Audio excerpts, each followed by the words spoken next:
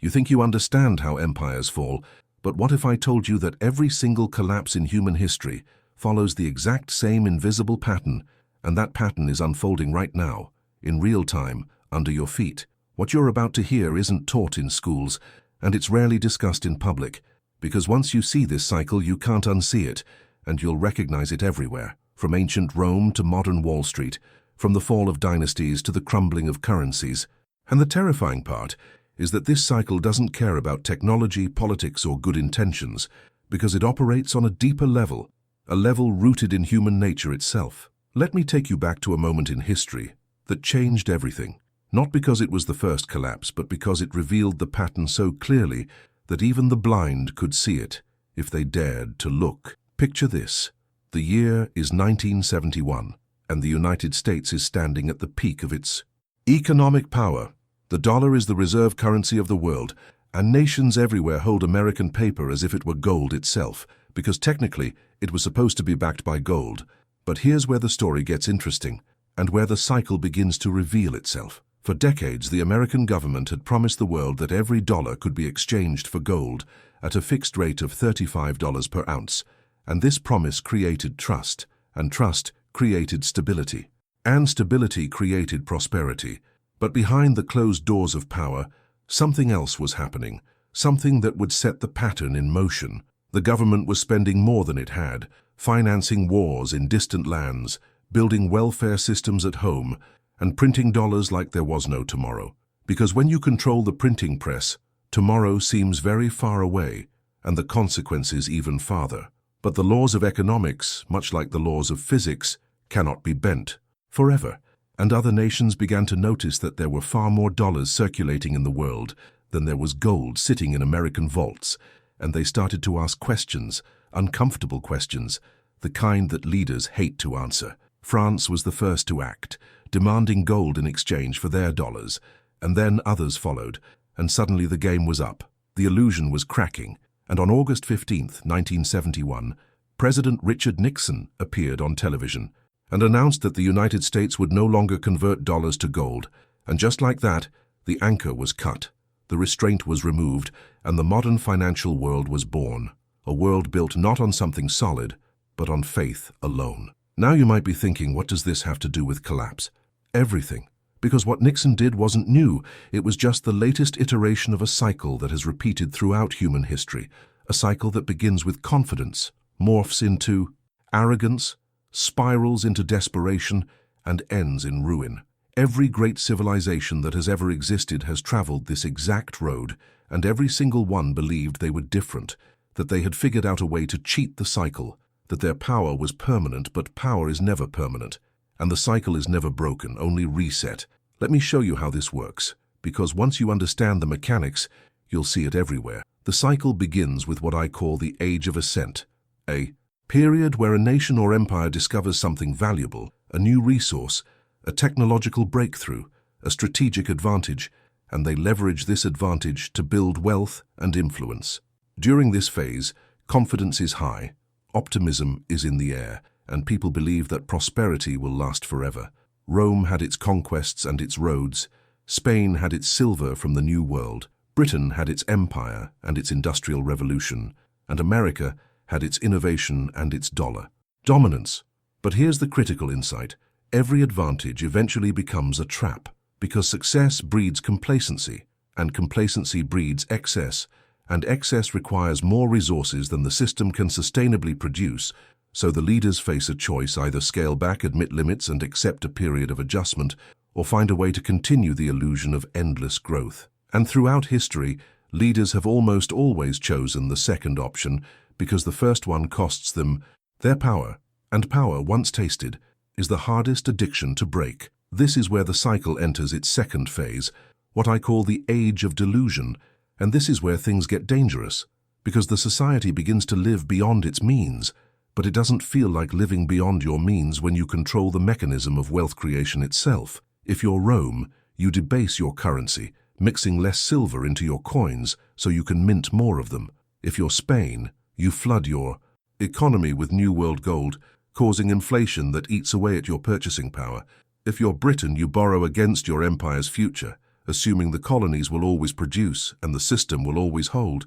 And if you're America, you print dollars backed by nothing but the faith that tomorrow will be the same as today, which it never is. During the age of delusion, the warning signs appear, but they're dismissed, because dismissing them is easier than facing them, and because there are always experts ready to explain why this time is different, why the old rules don't apply, why the system has evolved beyond such primitive constraints.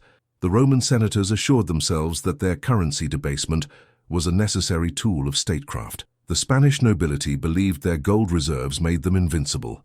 The British elite thought their empire was eternal, and modern economists have convinced themselves that fiat currency, backed by nothing but government decree, can work indefinitely as long as we manage it cleverly enough. But clever management eventually meets cold reality, and reality always wins. If this is starting to make you uncomfortable, if you're beginning to see the pattern in our own time, then you're paying attention, and I want you to stay with me because what comes next is where the cycle accelerates. And if you're not subscribed yet, hit that button now, because this story gets darker before it gets clearer, and you won't want to miss what's coming. The third phase is what I call the age of acceleration, and this is where the debt compounds, the obligations multiply, and the gap between promises and resources becomes impossible to hide. In ancient Rome, this meant debasing the currency so severely that merchants refused to accept payment in coins and demanded barter instead. In Spain, it meant defaulting on debts multiple times, watching the empire's credibility collapse along with its finances. In Britain, it meant losing the colonies, watching the pound sterling fall from global dominance to regional relevance. And in America, well, we're living through our version right now, and we're watching it in slow motion, which somehow makes it worse, because we can see it coming, and yet we seem powerless to stop it. During the age of acceleration, governments respond with what I call panic measures. They impose controls, they manipulate markets, they change the rules mid-game, because the alternative is admitting that the system is broken, and admission is political suicide. Rome imposed price controls, which only created black markets and shortages. Britain tried to squeeze more from its colonies, which only accelerated their rebellion. And modern governments, facing similar pressures, resort to quantitative easing, zero interest rates and bailouts for institutions deemed too big to fail. But here's the thing about panic measures. They treat symptoms, not causes, and they always make the underlying disease worse. Because when you intervene in a system to prevent a natural correction, you don't eliminate the pain, you postpone it, and postponed pain accrues interest, compounding in the shadows until it becomes too large to manage.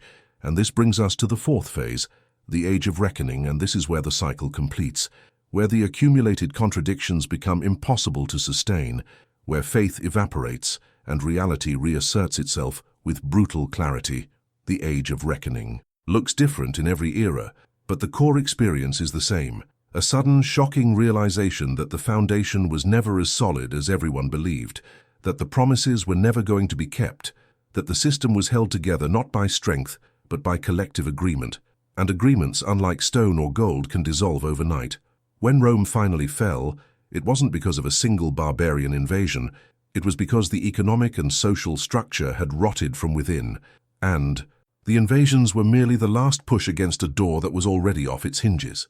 When the Spanish Empire declined, it wasn't because they ran out of gold, it was because they had built an entire civilization on the assumption that easy money could replace productive work, and that assumption destroyed them. When the British Empire contracted, it wasn't because they lacked military power, it was because they could no longer afford the cost of maintaining global dominance, and the bill came, due all at once. And here's where it gets personal, because what about us? What about now? If every collapse follows this exact cycle and we can recognize the phases, then where are we in the pattern? I'll tell you where I think we are, and you can decide for yourself whether I'm right. We are late in the age of delusion, possibly entering the age of acceleration, and the signs are everywhere if you know what to look for. Consider the numbers, and I want you to really hear these, because they matter. The United States national debt is over $34 trillion, a number so large it has lost all meaning to most people, but let me make it concrete for you. That's more than $100,000 for every man, woman, and child in the country, and it's growing by roughly $2 trillion per year, which means that even if we stopped all discretionary spending today, The debt would continue to grow from interest alone, and at some point, the interest payments will consume more than the government takes in. And when that happens, the options narrow to two: default or print, and both lead to the same place, a loss of faith in the currency itself. But debt is only part of the story, because the real danger lies in the derivatives market, a shadowy world that most people don't even know exists. And that's by design, because derivatives are essentially bets on bets, financial instruments so complex that even the people trading them don't fully understand the risks. And the notional value of the global derivatives market is estimated at over $1 quadrillion, which is roughly 10 times the entire global economy. And if even a small percentage of these instruments fail, the cascade could bring down the entire system, because modern finance is interconnected in ways that were never true in the past. And what happens in one market ripples instantly across all others. Do you see the pattern now? Do you see how we've built a system that requires endless growth to survive, but we live on a finite planet with finite resources? Do you see how the promises made to retirees, to pensioners, to bondholders, to citizens are backed not by tangible assets, but by faith in future growth? And what happens when that growth stops or even slows? The cycle doesn't care about our intentions. It doesn't care that we meant well. It only cares about the mathematics, and the mathematics are unforgiving. But here's what makes this cycle truly tragic and truly predictable. The people at the top always see it coming, and they always convince themselves they can manage it, that they can finesse the landing, that they can orchestrate a soft decline instead of a hard crash. But history has never recorded a successful soft decline, because decline is not a policy choice. It's a natural consequence, and consequences don't negotiate. So what do you do with this information? What does anyone do when they see the cycle and recognize where they are within it? You could panic, but panic rarely helps. You could deny, but denial only makes the eventual shock worse. Or you could prepare, not in a paranoid bunker-building sense, but in a practical, eyes-open sense, by understanding that systems change, that currencies come and go, that power shifts, and that the greatest empires in history all believed they were eternal until the moment they weren't. If this has opened your eyes, if you're seeing the pattern now in ways you didn't before, then I want you to do something for me. I want you to leave a comment telling me what historical collapse fascinates you most, and why. Because understanding the past is the only way to navigate the future, and the more we share these insights, the more people wake up to the cycle, the better prepared we all become for what comes next. And make no mistake, something is coming, because the cycle always completes, and we are further along than most people realize.